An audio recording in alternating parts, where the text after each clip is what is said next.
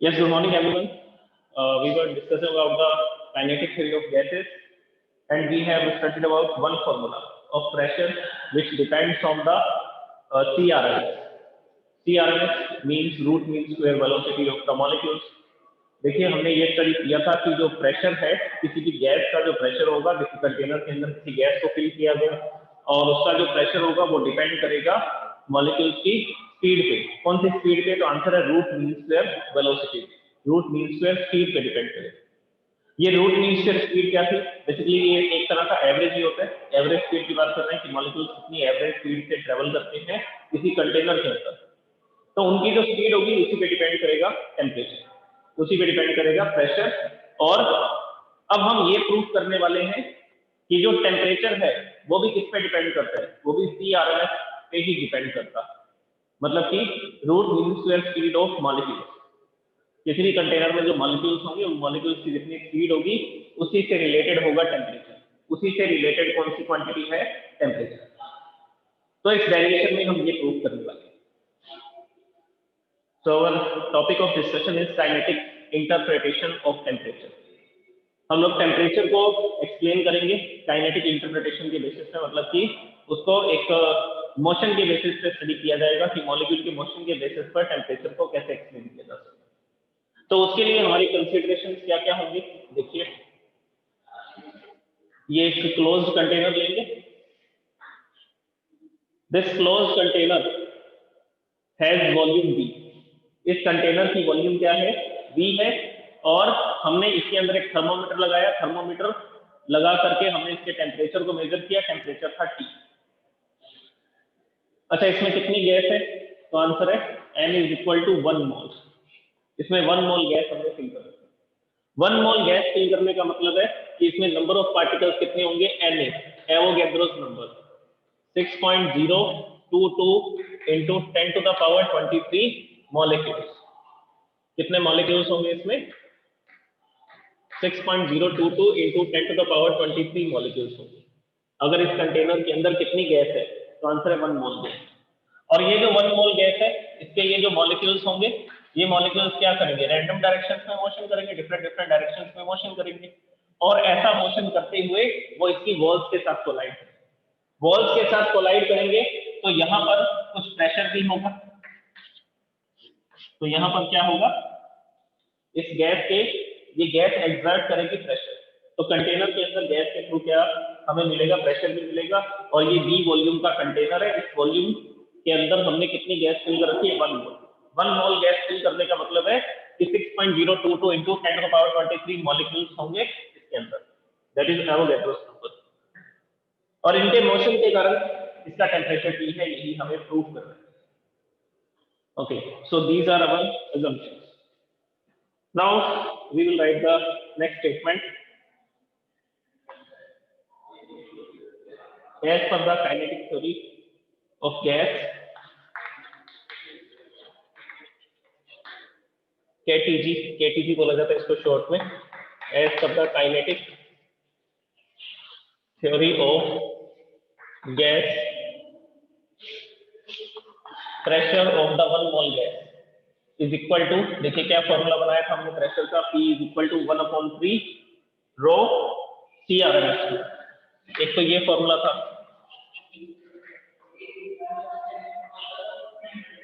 Row CRMS। Rho is the density of the gas.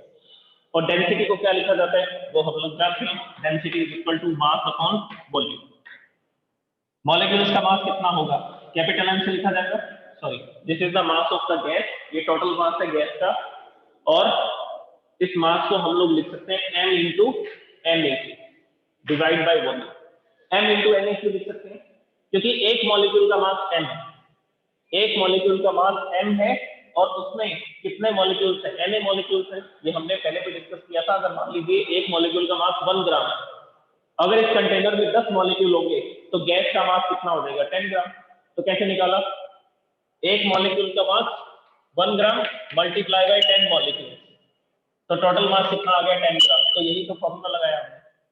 Total mass of the gas is equal to mass of 1 molecule into number of molecules. Number of molecules Avogadro number आएगा क्योंकि हमने कितनी gas ले रखी है, क्योंकि 1 मोल gas हमने इसमें कंटेनर में फिल की थी। तो रो की जगह पर क्या लिख सकते हैं? रो की जगह पर हम ये वैल्यू पुट कर सकते हैं m/na/v। तो यहां पर ये वैल्यू पुट कर देते हैं। Here I will write rho is equal to mass upon volume, और in the place of mass upon volume we are putting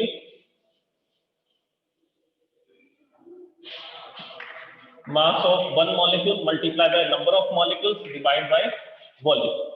तो ये वैल्यू इसमें पुट कर देंगे। तो हमारे पास प्रेशर का फॉर्मूला आ जाएगा 1/3 m into na divide by volume and CRMS square, root mean square speed of the molecule. तो ये इक्वेशन देंगे। इसके बाद ये जो वॉल्यूम है डिवाइड में, वॉल्यूम इधर डिवाइड में, इधर लाइन तो मल्टीप्लाई में आ जाएगा। तो क्या फॉर्मूला बन जाएगा? P into V is equal to 1/3 m into Na into CRMS square. तो ये इक्वेशन बन गई।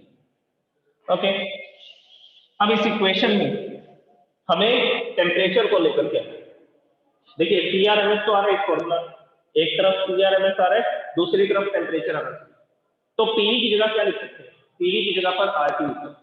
nRT होता है और हमारा क्या assumption चल रहा है, जो गैस है वो 1 मोल है, तो n की जगह पर 1 लिख देंगे, PV is equal to RT हो जाएगा। तो यहाँ पर इस फॉर्मूला में हम लोग क्या करेंगे? इस फॉर्मूला में हम लोग टेम्परेचर क्वांटिटी को लेकर के, टेम्परेचर क्वांटिटी को कैसे लेकर के आएंगे? देखिए here I am writing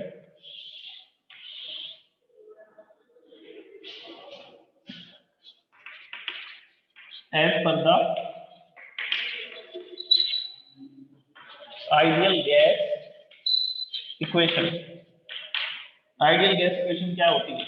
PV is equal to nRT, और n जो है वो कितना है? वो है 1 मोल।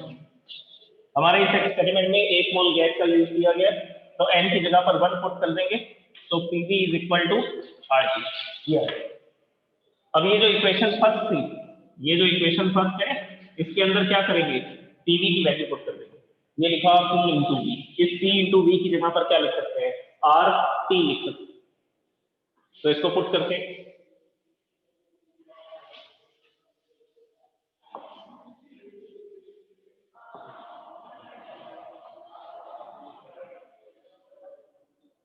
ओके, तो यहां पर ये जो PV था, इसकी जगह पर हमने क्या लिख दिया? RT लिख दिया, और इक्वल टू में क्या है? 1/3 m into Na Avogadro's number multiply by CRMS square. तो ये इक्वेशन बन गई। डेरिवेशन स्टार्ट कहां से किया? तो आंसर है kinetic theory. Kinetic theory is equal to P is equal to 1/3 rho CRMS square. तो ये फॉर्मूला था, हमने रो की वैल्यू पुट कर दी, मास अपॉन वॉल्यूम, फिर मास की जगह पर क्या लिख दिया? फिर मास के प्लेस पर हमने मास of 1 molecule into Avogadro's number, ये मास लिख दिया। जो वॉल्यूम था डिवाइड में वो इधर आ गया, तो PV हो गया। PV की जगह पर क्या लिख दिया हमने? RT लिख दिया। इसके बेसिस पर आइडियल गैस इक्वेशन के बेसिस पे यहाँ का प्रेशर P था, वॉल्यूम V थी, और मास ऑफ गैस का जो मास है वो कितना है? m, और कैसे निकाला था हमने? Mass of molecule multiply by Avogadro's number, इस तरह से निकाला था। ओके, ये R को इधर ले आए, ये मल्टीप्लाई में इधर आएगा तो डिवाइड में आ जाएगा। तो फॉर्मूला क्या बन जाएगा? Temperature is equal to 1/3 m into Na divide by R। देखिए इस फॉर्मूला को इस तरह से भी लिख सकते हैं। अब इसमें आप देख लीजिए क्या क्या कॉन्स्टेंट है। एक तो ये तरीका है इस फॉर्मूला को लिखने का, टेम्परेचर के फॉर्मूला में यहाँ पर अगर नंबर ऑफ मॉलिक्यूल्स बहुत सारे हैं, मतलब कि एवोगैड्रोस नंबर है 10⁻23 है, तो डिवाइड में R कर देंगे। यही फॉर्मूला एक मॉलिक्यूल के लिए भी लिख सकते हैं, सिंगल मॉलिक्यूल के लिए भी लिखा जा सकता है। अच्छा, इस फॉर्मूला में क्या क्या कॉन्स्टेंट है, पहले उसको डिस्कस करते हैं। इस फॉर्मूला में 1/3 is constant, mass of 1 molecule, hydrogen gas लिए तो उसका मास होता है 2 यूनिट, तो सारे मॉलिक्यूल्स का मास 2 यूनिट होगा, तो ये भी एक कांस्टेंट है। और नंबर ऑफ मॉलिक्यूल्स भी एक कांस्टेंट है। इतने मॉलिक्यूल्स हमने इस एक्सपेरिमेंट में यूज किए, तो it is also a constant. R की वैल्यू होती है 8.31, यूनिवर्सल गैस कांस्टेंट। तो इस फॉर्मूला के अंदर, इस फॉर्मूला में 1/3 m na और ये r, ये सब क्या है, ये सब कांस्टेंट है। अगर ये सब कांस्टेंट है तो टेम्परेचर सिर्फ किस पे डिपेंड करता है, द स्क्वायर ऑफ CRMS। किस पे डिपेंड करेगा, CRMS के स्क्वायर पे डिपेंड करेगा। तो इस फॉर्मूला में देखिए हम लोग इन सारे कांस्टेंट को हटा देते हैं और यहां पर हम ये बताना चाहेंगे the temperature is directly proportionate to CRMS square. तो ये हमने काइनेटिक इंटरप्रिटेशन कर दिया ना टेम्परेचर का। टेम्परेचर किस पे डिपेंड करता है, मॉलिक्यूल्स की रूट मीन स्क्वायर स्पीड पे डिपेंड करता है। अगर स्पीड डबल कर देंगे तो टेम्परेचर 4 गुना बढ़ जाएगा, because it is CRMS square. अगर वेलोसिटी को, अगर स्पीड को डबल कर दिया जाएगा, हमने उसको गर्म किया और उसकी स्पीड को डबल कर दिया मॉलिक्यूल्स की, अगर मॉलिक्यूल्स की स्पीड डबल करेंगे तो टेम्परेचर 4 टाइम्स इंक्रीज हो जाएगा। अगर इसको 3 टाइम्स करोगे तो वो 9 टाइम्स इंक्रीज हो जाएगा। अगर स्पीड को 3 गुना बढ़ा देंगे तो वो 9 टाइम्स इंक्रीज हो जाएगा टेम्परेचर। ओके, तो एक तो इस तरह से फॉर्मूला निकाल सकते हैं। अब कुछ और इंपॉर्टेंट इंफॉर्मेशन देखिए, हम लोग बोल्ट्जमान कांस्टेंट के बारे में डिस्कस करेंगे। बोल्ट्जमान कांस्टेंट, तो सुनिए, R इज इक्वल टू, इसको देखिए क्या लिखा जाता है, Kb.n, ये भी लिखा जा सकता है। और इसी की वैल्यू कितनी होती है, 8.31, ये इसकी वैल्यू। यहां पर Kb क्या है, इसके बारे में सुनिए।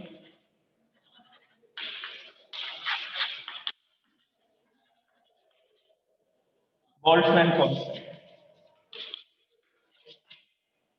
कांस्टेंट की वैल्यू है 1.38 इंटू 10⁻⁻23 जूल पर मोल पर केल्विन। जो इसकी यूनिट है वही यूनिट इसकी सेम यूनिट होगी, joule mole inverse kelvin inverse.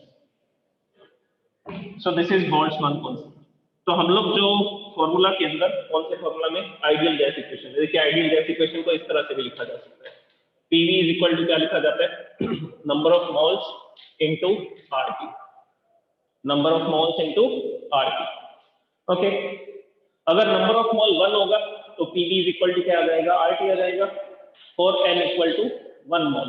अगर N जो है वो 1 मोल है तो उस केस में ideal gas equation PV is equal to क्या हो जाएगी, RT हो जाएगी। और R की जगह पर क्या लिखा जा सकता है, KBNA, KB इंटू NA। तो आइडियल गैस इक्वेशन इस तरह से भी लिखी जाती है, PV is equal to KB.NA multiply by T। ये इस तरह से भी ऐसा लिखा है। ओके, तो ये KB क्या है, ये KB बोल्ट्जमान कांस्टेंट। ये KB हमें बताता है, ये फॉर्मूला हम उस केस में यूज करेंगे जब यहां पर क्या लिखेंगे, नंबर ऑफ मॉलिक्यूल्स। जब हम आइडियल गैस इक्वेशन में नंबर ऑफ मॉलिक्यूल्स लिखते हैं तब उसके मल्टीप्लाई में Kb लिखना पड़ेगा। अगर आप नंबर ऑफ मॉलिक्यूल्स नहीं लिखना चाहते तो Kb इंटू Na को क्या लिख दिया जाता है, ये दोनों ही कांस्टेंट है, Kb बोल्ट्जमान कांस्टेंट है, ये बोल्ट्जमान कांस्टेंट है 1.38 into 10⁻⁻23। So this is a constant. Na number of molecules 1 मोल के अंदर लिखिए, अगर गैस 1 मोल है तो नंबर ऑफ मॉलिक्यूल कांस्टेंट रहेगा। किसी भी कंटेनर में आपने जितना सैंपल ले लिया, वो सैंपल की क्वांटिटी ना इंक्रीज होगी ना डिक्रीज होगी, if it is a close container. अगर ये क्लोज कंटेनर होगा तो ये भी एक कांस्टेंट है। तो Kb Na दोनों कांस्टेंट इस आइडियल गैस इक्वेशन में। और ये जो Kb Na है, इसको हमने क्या लिखना शुरू कर दिया, इसको हमने R लिखना शुरू कर दिया, यूनिवर्सल गैस। तो अभी तक हम जो आइडियल गैस इक्वेशन स्टडी कर रहे थे पहले के 2 चैप्टर्स में, उसमें PV is equal to RT लिख रहे थे और R की वैल्यू यहां से पता लगती है। R की वैल्यू इस फॉर्मूला से निकाली जाती है, Kb इंटू N।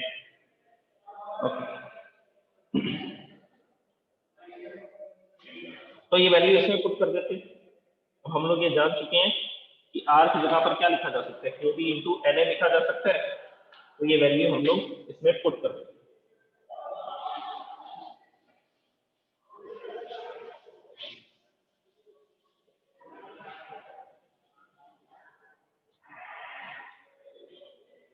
ये जो इक्वेशन है इसको सेकंड इक्वेशन लिख देते हैं। So we are putting the value of R in the second equation. Second equation में r की वैल्यू पुट करते हैं।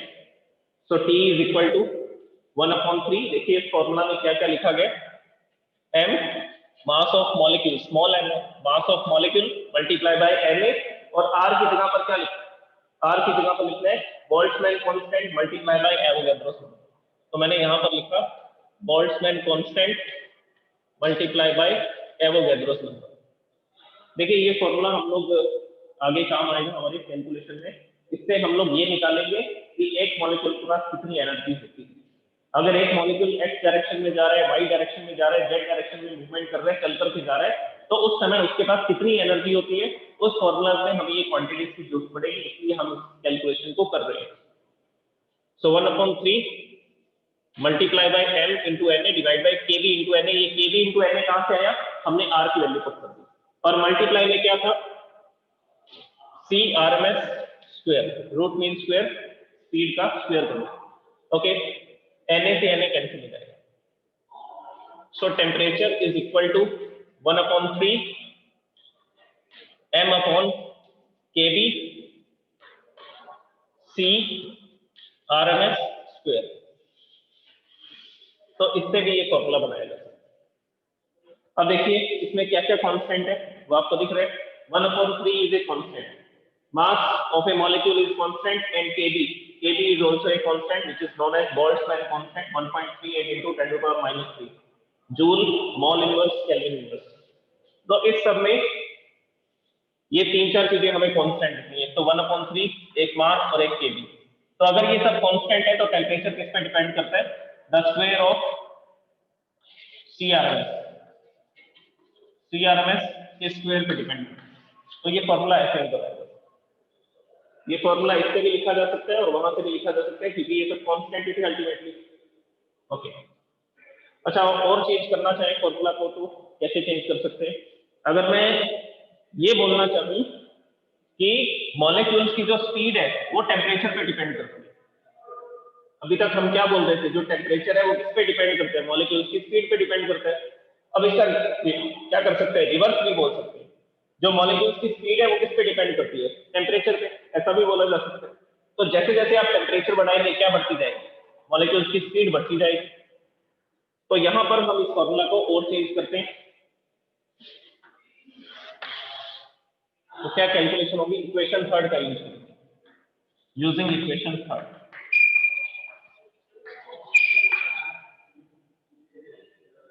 वन अपॉन 3 m kb, इन सबको इस तरफ ले, ये 3 डिवाइड में है, kb डिवाइड में इधर आएगा तो मल्टीप्लाई में आ जाएगा।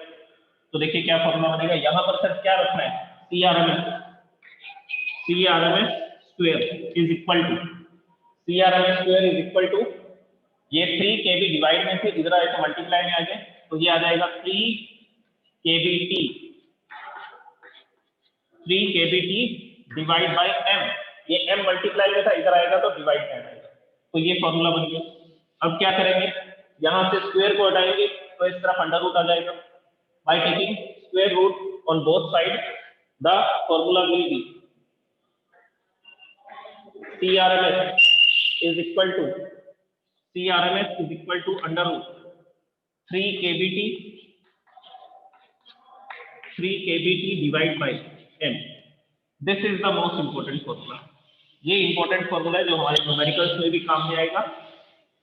कैसे, क्या हम लोग मॉलिक्यूल की स्पीड को नाप सकते हैं, आंसर है हम मॉलिक्यूल्स की स्पीड को कैसे कैलकुलेट करते हैं, टेम्परेचर के बेसिस। हम मॉलिक्यूल्स की स्पीड को किसके बेसिस पे कैलकुलेट करते हैं, टेम्परेचर के बेसिस पे कैलकुलेट करते हैं। क्या ये वाला फॉर्मूला प्रैक्टिकल फॉर्मूला है, आंसर है नो, ये प्रैक्टिकल फॉर्मूला नहीं है। आप मॉलिक्यूल्स की स्पीड कैसे पता करोगे, इतना छोटा मॉलिक्यूल हमें दिखाई नहीं देता और पता नहीं लगेगा कितने सेकंड में कितने डिस्टेंस ट्रेवल कर गया, तो हम उसकी CRMS स्पीड नहीं निकाल सकते। CRMS स्पीड हम प्रैक्टिकली उसकी कैलकुलेट नहीं कर पा रहे हैं, तो उस केस में हम टेम्परेचर भी कैलकुलेट नहीं कर पाएंगे। तो ये फॉर्मूला को इस तरह से यूज किया जाता है, ये इसका यूजेबल फॉर्म है। हम क्या मेजर कर सकते हैं, हमारे पास थर्मोमीटर, अगर हमारे पास थर्मोमीटर से तो हम टेम्परेचर को मेजर कर सकते हैं, ये तो कांस्टेंट है। ये मास भी हम लोग निकाल लेते हैं स्पेक्ट्रोग्राफी से, मॉलिक्यूल्स के मास कैसे फाइंड करते हैं, स्पेक्ट्रोस्कोपी स्पेक्ट्रोग्राफी से फाइंड कर लेते हैं। तो मास हम निकाल सकते हैं, Kb कांस्टेंट है, 3 कांस्टेंट है, तो ये दोनों तो कांस्टेंट है। टेम्परेचर हमने मेजर कर लिया, मास भी हमने मेजर कर लिया, तो तो टेम्परेचर और मास मेजर करके जैसे ही इस वैल्यू में पुट, इस फॉर्मूला में पुट करेंगे तो हमें क्या पता लग जाएगा, मॉलिक्यूल्स की आरएमएस स्पीड पता लग जाएगी। मॉलिक्यूल्स की आरएमएस स्पीड हम लोग क्या कर सकते हैं, कैलकुलेट कर सकते हैं। So this is the practical formula, ये प्रैक्टिकल फॉर्मूला, क्योंकि आरएमएस हम मेजर नहीं कर पाएंगे, हम तो टेम्परेचर और मास को मेजर कर सकते हैं, इन क्वांटिटीज को हम मेजर कर सकते हैं, उससे हम लोग मॉलिक्यूल्स की स्पीड की क्या कर लेंगे, कैलकुलेशन कर लेंगे। सीआरएमएस की सिर्फ क्या कर सकते हैं, कैलकुलेशन कर सकते हैं हम लोग। So this is the kinetic interpretation of temperature. तो सीआरएमएस किस पे डिपेंड करता है, टेम्परेचर पे डिपेंड करता है। अच्छा, इसमें क्या क्या कांस्टेंट है, 3 kbm, ये तीनों कांस्टेंट है। तो सीआरएमएस इज डायरेक्टली प्रोपोर्शनेट टू, ये फॉर्मूला भी लिखा जा सकता है इसमें, CRMS is directly proportional to square root of temperature, square root of temperature, ये भी ओके। तो एक तो ये फॉर्मूला इंपॉर्टेंट है, फर्स्ट वन ये वाला। एक तो ये टेम्परेचर का फॉर्मूला इंपॉर्टेंट है, T is equal to 1/3 mNA divide by R CRMS square. दूसरा, ये R की वैल्यू पुट कर देंगे तो फॉर्मूला m/kb हो जाएगा, तो ये वाला फॉर्मूला भी इंपॉर्टेंट है। तीसरा ये फॉर्मूला इंपॉर्टेंट, ये practical formula, CRMS is equal to √3 kBT divide by m। इसी के बेसिस पर तो हम लोग क्या फाइंड करेंगे, काइनेटिक एनर्जी ऑफ मॉलिक्यूल्स। ये हमने आरएमएस का फॉर्मूला बना लिया, इसकी स्पीड का फॉर्मूला बना लिया। अगर हमें उसकी स्पीड पता है तो क्या हम काइनेटिक एनर्जी निकाल सकते हैं। काइनेटिक एनर्जी का फॉर्मूला आप स्टडी कर चुके हैं, हाफ mv²। तो वेलोसिटी ये रही, मॉलिक्यूल्स की स्पीड ये रही CRMS, ये वैल्यू उठा करके यहाँ पुट कर देंगे तो हम क्या कर सकते हैं, एक मॉलिक्यूल की स्पीड भी निकाल सकते हैं कि हमारे पास जो कंटेनर है उसमें जो गैस हमने फिल कर रखी है एक्सपेरिमेंट में, उस कंटेनर में जो मॉलिक्यूल है वो कितनी स्पीड से जा रहा है, इस फॉर्मूला से कैलकुलेट हो जाएगा स्पीड। अगर वो इतनी स्पीड से जा रहा है तो हम उसकी काइनेटिक एनर्जी भी बता सकते हैं, तो इससे कैलकुलेट हो जाएगी kinetic energy. Okay, so this is the kinetic interpretation of the temperature. तो इस तरह से हम लोग ये फॉर्मूलाज को बना सकते हैं। अब इसके बाद हम लोग देखिए, स्पीड को तो स्टडी कर ही चुके हैं, हम काइनेटिक एनर्जी पढ़ लेते हैं, काइनेटिक एनर्जी कैसे कैलकुलेट की जाती है।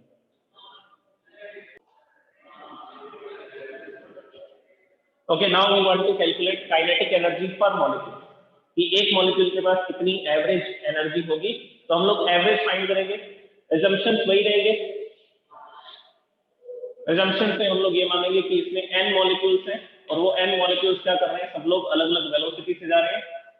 तो ये जो n मॉलिक्यूल्स हैं इनकी वेलोसिटीज है v1, v2 dash dash dash, v1, v2, v3 dash dash dash vn। तो n मॉलिक्यूल्स हैं इसलिए उनकी वेलोसिटीज v1, v2, v3 और vn तक हम इसको लिख सकते हैं। ओके, और कितने मोल गैस थी, अभी जो एक्सपेरिमेंट हमने किया था इससे पहले वाला जो पढ़ा है हमने, vn। यहां पर हमने कितनी गैस ले रखी है, 1 मोल। 1 मोल का मतलब है एवोगैड्रोस नंबर, इसमें पार्टिकल होंगे 6.022 × 10⁻23, वॉल्यूम है v, इस गैस का टेम्परेचर है T और इस गैस का प्रेशर है P। ये जो सिस्टम के अंदर गैस है इसका प्रेशर, वॉल्यूम, टेम्परेचर, तीनों पैरामीटर्स हमने बता दिए PVT। ओके, और वेलोसिटीज है v1, v2 dash dash dash vn। So now we will find average kinetic energy per molecule, kinetic energy per molecule, और इसके साथ एक वर्ड और ऐड कर देते हैं, average kinetic energy per molecule. तो average kinetic energy per molecule कैसे लिखी जाएगी, इसको हम लिख देंगे E बार। पहले मॉलिक्यूल की एनर्जी E1, दूसरे मॉलिक्यूल की एनर्जी E2, तीसरे मॉलिक्यूल की energy E3 dash dash dash, nth molecule की energy En divide by number of molecules. This is the formula to find the average. इस तरह से हम क्या निकाल सकते हैं, एवरेज निकाल सकते हैं। अब फर्स्ट मॉलिक्यूल की एनर्जी कितनी होगी, काइनेटिक एनर्जी का फॉर्मूला हमने पढ़ रखा है, half mv1² plus second molecule की energy half mv2²। Second molecule की वेलोसिटी v2 है तो उसकी एनर्जी होगी हाफ mv2²। इसी तरह से थर्ड मॉलिक्यूल की energy half mv3² plus dash dash dash m v n nth particle की वेलोसिटी v n है। तो ये सबकी एनर्जीज हमने लिख दी और इस पूरे के डिवाइड में क्या था, इस पूरे के डिवाइड में था n। n कितने मॉलिक्यूल्स हैं, तो वो मॉलिक्यूल्स का नंबर भी हम लोग लिख देते हैं। कितने मॉलिक्यूल्स थे, Na, एवोगैड्रोस नंबर। तो यहाँ पर लिखेंगे एवोगैड्रोस नंबर, क्योंकि गैस कितने 1 मोल है, अगर 1 मोल है तो इतने मॉलिक्यूल्स होंगे। ओके, तो इस तरह से हमने क्या लिख दी, यहाँ पर सबकी काइनेटिक एनर्जी का फॉर्मूला हमने लगा दिया। अब देखिए इसमें क्या क्या कॉमन आ रहा है, तो हम लोग कॉमन क्वांटिटीज को बाहर ले लेते हैं ब्रैकेट के। So average kinetic energy per molecule, ये इसका पूरा नाम क्या है, average kinetic energy per molecule, जिसको मैं किससे लिख रहा हूँ, ई बार से लिख रहा हूँ। So the common quantities are half m, half m सब में कॉमन आ रहा है, तो ब्रैकेट में क्या रह जाएगा, v1 square plus v2 square plus v3 square dash dash dash vnf square divide bye na। ये फॉर्मूला हम लोग पहले स्टडी नहीं कर चुके क्या, CRMS स्क्वायर इसी को तो बोलते हैं, सबकी वेलोसिटीज का स्क्वायर कर देंगे और सबको ऐड कर देंगे, divide by number of molecules लिख देंगे, तो इसके आ जाएगा एवरेज, और इसके ऊपर अंडर रूट लगा देंगे तो क्या हो जाएगा, CRMS स्क्वायर। तो यहाँ पर ये जो है CRMS is equal to v1 square plus v2 square plus dash dash dash vn square divide by n। ये फॉर्मूला था CRMS स्क्वायर का। अगर स्क्वायर हटा देंगे तो यहाँ पर क्या आ जाएगा, यहाँ पर अंडर रूट आ जाएगा। स्क्वायर हटा देंगे तो यहाँ पर क्या लगा देंगे, यहाँ पर अंडर रूट लगा देंगे। ओके, लेकिन हमारे फॉर्मूला में, इस फॉर्मूला में अंडर रूट तो है नहीं। अगर अंडर रूट नहीं है तो यहाँ से अगर हम अंडर रूट को हटाएंगे तो इस तरफ क्या लिख देंगे, स्क्वायर लिख देंगे। तो ये वैल्यू इसमें पुट कर दो, ये जो v1 square v2 square v3 square dash dash dash plus vn square है डिवाइड बाय na है, इस पूरे की जगह पर क्या लिखा जा सकता है, CRMS स्क्वायर लिखा जा सकता है। तो देख लीजिए काइनेटिक एनर्जी पर मॉलिक्यूल किस पे डिपेंड करती है, वो भी CRMS स्क्वायर पे ही डिपेंड करती है, कि मॉलिक्यूल की एवरेज वेलोसिटी क्या है, इस पे ही डिपेंड करेगी। तो ये हमारा फॉर्मूला में हमने क्रिएट कर दिया। अच्छा, अब हम इसमें वैल्यूज पुट करेंगे। CRMS की वैल्यू अभी हमने फाइंड की थी 3 kBT अपॉन n। इसको इरेज करते हैं।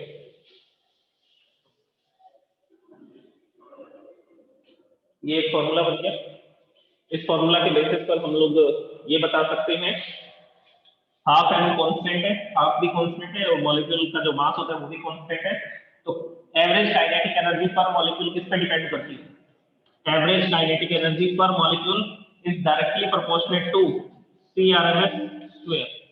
देखो टेम्परेचर भी इसी पे डिपेंड करता था, टेम्परेचर भी इसी पे डिपेंड करता था, और एनर्जी भी इसी पे डिपेंड करती है, CRMS स्क्वायर पे ही डिपेंड करती है। तो स्पीड जितनी ज्यादा होगी टेम्परेचर भी उतना ज्यादा होगा, टेम्परेचर जितना ज्यादा होगा उनके पास एनर्जी भी, काइनेटिक एनर्जी भी उतनी ही क्या होगी, ज्यादा होगी, मॉलिक्यूल उतनी फास्ट चलेंगे। ओके, तो ये हमारा फॉर्मूला। अब इस फॉर्मूला को मैं यहाँ पर लिखता हूँ और ये सारी जो कैलकुलेशन है उसको इरेज करते हैं।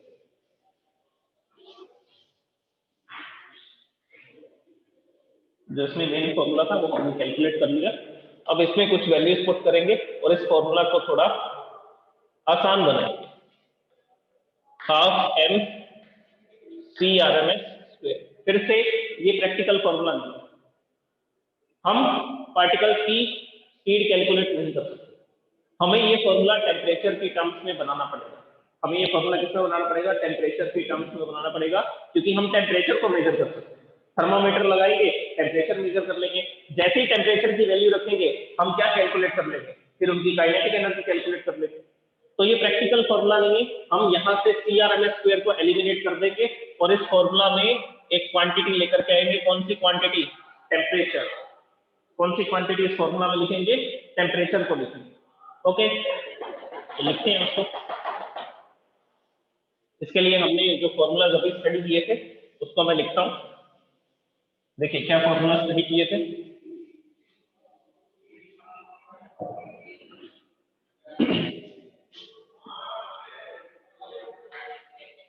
CRMS स्क्वायर, अभी ये फॉर्मूला पढ़ा था हमने, 3 kBT डिवाइड बाई m। ये CRMS की वैल्यू थी, हमें किसकी वैल्यू पुट करनी है? CRMS स्क्वायर की वैल्यू पुट करनी है। तो दोनों तरफ स्क्वायर कर देंगे, दोनों तरफ स्क्वायर करेंगे तो या तो स्क्वायर हो जाएगा और यहाँ से अंडर रूट जो है वो हटा देंगे। तो CRMS स्क्वायर की जगह पर क्या लिख सकते हैं? 3 kBT m। तो इस फॉर्मूला में मैं वैल्यू पुट करूंगा हाफ m और CRMS स्क्वायर की वैल्यू है 3 kBT m, 3 kBT m। ये m से m कैंसिल हो गया, तो फॉर्मूला बना एनर्जी का, kinetic energy, average kinetic energy per molecule is equal to 3/2। ये 3 है डिवाइड बाई 2 है, kBT। क्या क्या बच गया? 3/2 kBT। This is most important formula, ये बहुत इंपॉर्टेंट फॉर्मूला है। इससे हमें ये पता लग रहा है कि एक मॉलिक्यूल के पास कितनी काइनेटिक एनर्जी है। आपको सिर्फ क्या पुट करना है इस फॉर्मूला में? इस फॉर्मूला में आपको सिर्फ टेम्परेचर की वैल्यू पुट करना है। सिर्फ आपको थर्मोमीटर लगा करके उसका टेम्परेचर मेजर करना है, ना प्रेशर मेजर करने की जरूरत है, ना वॉल्यूम मेजर करने की जरूरत है। टेम्परेचर की वैल्यू पुट करते ही हम लोग निकाल लेंगे इसकी एनर्जी, एवरेज काइनेटिक एनर्जी। केबी की वैल्यू हमें पता है 1.38 इंटू 10⁻⁻23, 3/2 कांस्टेंट है। तो ये एनर्जी होती है एक मॉलिक्यूल के पास। अगर एक मॉलिक्यूल कितनी डायरेक्शंस में जा रहा है? तो आंसर है 3 डायरेक्शन। वो एक्स डायरेक्शन में भी मूव कर रहा है, वाई डायरेक्शन में भी कर रहा है, जेड डायरेक्शन में भी कर रहा है, तो वो 3 डायमेंशनल मोशन कर रहा है। उस समय पर उसके पास कितनी एनर्जी है? तो अगर अकेला एक्स डायरेक्शन में जाएगा, अगर इस डायरेक्शन में जाएगा एक्स डायरेक्शन में, तो कितनी एनर्जी होगी? तो आंसर है हाफ kBT। अगर वाई डायरेक्शन में जाता तो कितनी एनर्जी है? Half kBT। और अगर जेड डायरेक्शन में जाएगा तो कितनी एनर्जी है? Half kBT। और अगर तीनों डायरेक्शन में एक साथ जा रहा है तो टोटल एनर्जी कितनी होगी? कर लो, टोटल कर लो, half kBT, half kBT, half kBT। The total energy is 3/2 kBT। This is the formula. तो मॉलिक्यूल अगर सिर्फ एक्स डायरेक्शन में जा रहा है, इस डायरेक्शन में जा रहा है, तो उसके पास एनर्जी है हाफ kBT। अगर सिर्फ ऊपर की तरफ जा रहा है तो उसके पास एनर्जी है हाफ kBT। अगर जेड डायरेक्शन में जा रहा है तो कितनी एनर्जी से बढ़ रहा है? हाफ kBT एनर्जी से बढ़ रहा है। लेकिन अगर वो 3 डायमेंशनल मोशन कर रहा है, एक्स डायरेक्शन में भी जा रहा है, वाई में भी जा रहा है, जेड में भी जा रहा है, तीनों डायरेक्शंस में उसके कोऑर्डिनेट्स चेंज हो रहे हैं, तो उस केस में उसके पास टोटल एनर्जी कितनी होगी? 3/2 kBT। 3/2 kBT। ओके, अब इसके बाद और कैलकुलेशन सुनिए। kBT की वैल्यू भी तो पुट कर सकते हैं, ये तो एक मॉलिक्यूल के लिए आया है, इसकी वैल्यू भी तो पुट की जा सकती है। एक फॉर्मूला मैंने आपको ये बताया था, R is equal to kB into Na, Boltzmann constant into Avogadro's number, इसको R बोला जाता है, यूनिवर्सल गैस कांस्टेंट। तो kB की वैल्यू क्या आएगी? यहाँ से हम kB की वैल्यू निकाल सकते हैं। तो kB is equal to R upon Na। तो ये वैल्यू यहाँ पर पुट कर सकते हैं, इस इक्वेशन में ये वैल्यू पुट कर सकते हैं, kB की वैल्यू पुट कर सकते हैं। अगर आप kB की वैल्यू पुट करेंगे तो ये फॉर्मूला इस तरह से भी बन सकता है, average kinetic energy per molecule is equal to 3/2, और kB की जगह पर क्या लिख देंगे? R upon Na। So R upon Na and T, ये फॉर्मूला भी इसका लिखा जा सकता है। R अपॉन Na को तो हम kB लिख रहे हैं, R अपॉन Na को तो क्या लिखा गया? kB लिखा गया। तो जनरली हम लोग ये वाला फॉर्मूला यूज करें, वो फॉर्मूला भी लिख सकते हैं, एक ही बात है, kB की वैल्यू पुट कर देंगे R upon Na। So this is important for us. This is known as average kinetic energy per molecule, which depends on the temperature. Temperature जितना ज्यादा होगा, मॉलिक्यूल्स के पास उतनी ही ज्यादा काइनेटिक एनर्जी होगी, और जितनी ज्यादा काइनेटिक एनर्जी होगी उतना ही वो फास्ट मूव करेंगे। जितना फास्ट मूव करेंगे उसकी स्पीड उतनी ही ज्यादा होगी, और जितनी स्पीड ज्यादा होगी प्रेशर भी उतना ही इंक्रीज हो जाएगा, उतना ही ज्यादा होगा, क्योंकि प्रेशर भी जिस पे डिपेंड करता है, उनकी स्पीड पे डिपेंड करता है। तो ये सारी क्वांटिटीज एक दूसरे पे डिपेंडेंट है। टेम्परेचर इंक्रीज करेंगे तो काइनेटिक एनर्जी इंक्रीज हो जाएगी, काइनेटिक एनर्जी इंक्रीज करेंगे तो मॉलिक्यूल्स की स्पीड इंक्रीज हो जाएगी। इसका मतलब यही है, स्पीड इंक्रीज हो गई तो वो ज्यादा तेजी से जाकर के वॉल की वॉल के साथ कोलाइड करेंगे और कोलिजन जितना ज्यादा तेज होगा प्रेशर उतना ही इंक्रीज हो जाएगा. So these all are interrelated quantities for the gases. Thank you so much. कल डिस्कस करेंगे नेक्स्ट टॉपिक्स को.